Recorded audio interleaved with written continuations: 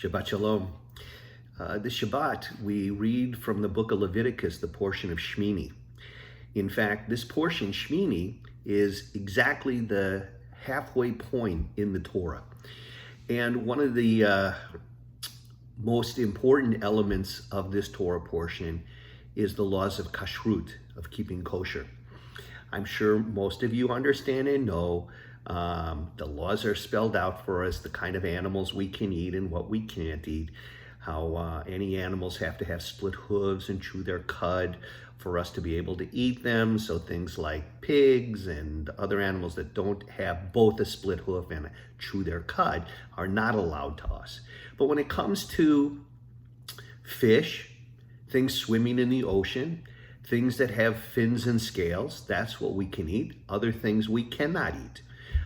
So that would be like eels and bottom dwellers, like catfish. We're not supposed to eat any of those. We're supposed to be eating fish that only have fins and scales. But when it comes to birds is interesting. There's no characteristics of birds that are telling of how the Torah specifies that which is kosher and that which is not. It just gives us a list of birds. It tells us what birds are not kosher. Things like the vulture and the eagle and the hawk. Birds which we generally consider to be predators. And other birds which are quote unquote more domestic, like chicken and turkeys, ducks and goose, those are considered kosher. So it's really, according to the Torah, only a list of what we understand is kosher or not kosher when it comes to birds. But there's an interesting verse in the Torah that in Leviticus chapter 11, verse 19, the Torah tells us that we are prohibited from eating stork. I know they're a pretty bird. They stand on one leg. They look very pretty. In Hebrew, the word for stork is chasidah. And if you know the word chesed, which means kindness, chasidah literally means the kind one. So if we are truly, there's the cliche, we are what we eat. So we understand not eating these predatory kinds of birds, the hawks, the eagles, the vultures. They're predators. They kill other birds. So we also understand not eating birds like an ostrich, a bird which sticks its head in the sand and doesn't care what happens to others, trying only to hide itself. So we eat birds that are gentle, that are kind, or domesticated.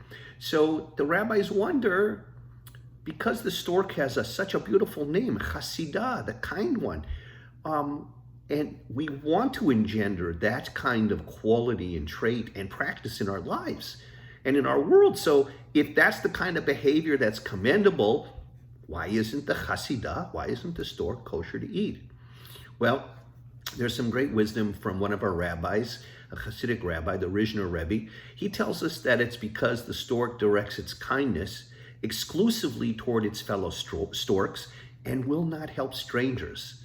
That is, other kinds of birds, other species.